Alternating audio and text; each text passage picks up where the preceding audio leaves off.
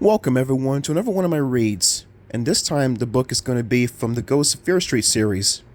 The book is titled Hide and Shriek. The tagline from the book is, "Ready or not, here I come."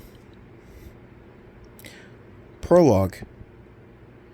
Have you heard the stories about Fear Street? There are places people tell stories about. Strange stories. Stories that can only be told in whispers. Stories of ghosts and other creatures. Stories that could never be true, but are. Fear Street is one of those places. Randy Clay has a story to tell you about Fear Street. A story about a hide-and-seek game she is forced to play with a ghost. Randy knows she has to win the game, or she would be the newest ghost on Fear Street. Are you ready to hear Randy's story? Chapter 1. Randy! Randy! My little sister, Baby, wiggled into my room. Mom says she's going to kill you, she giggled. She loved to see me get into trouble, mostly because she's always in trouble herself. I ignored Baby and yelled down the stairs to my mother. Stop bugging me, Mom. I'm coming. You're going to be late, Mom yelled back.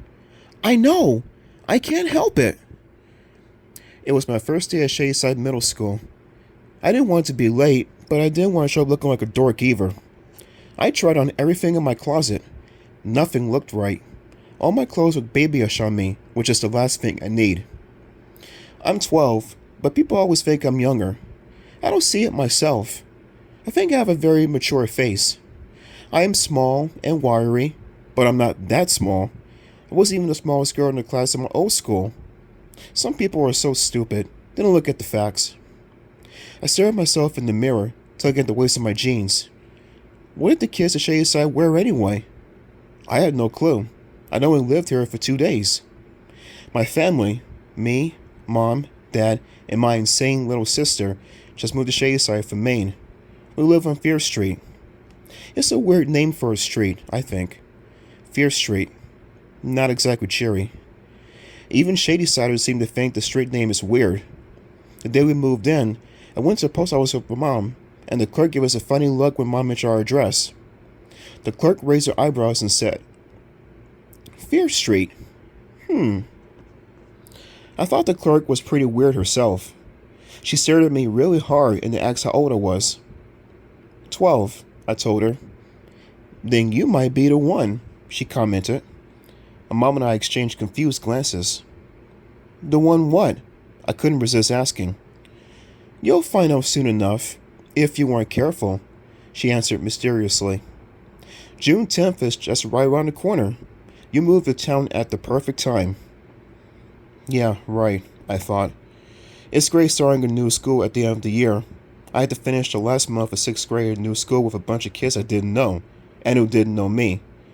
And it would take one look at me today, I thought, and decide right then and there if I'm cool or not. I yanked off my jeans and tried on my old gray jumper again. I wasn't sure I looked good with my brown hair. Mom stormed in. Randy, if you try on another stitch of clothing, I'll scream. You're wearing that jumper, and that's final. Tell her, Mom, Baby said. I made a face at Baby. She made one back at me.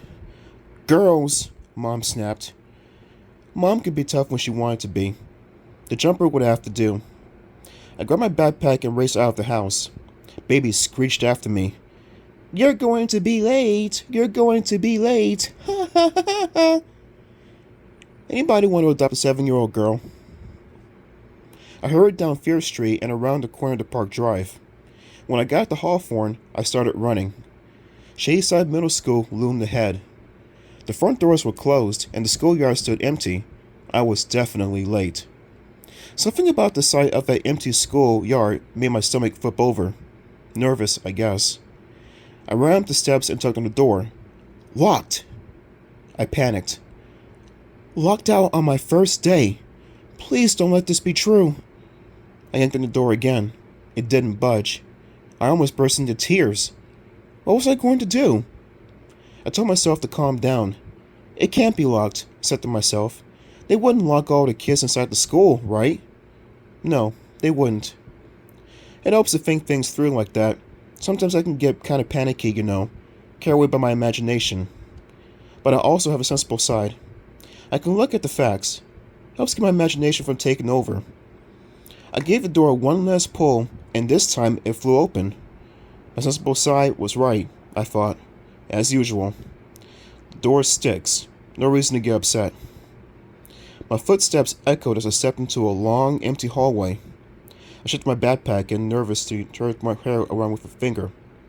I was supposed to report to the principal's office, but I had no idea where it was. I passed row after row of classroom doors, all closed.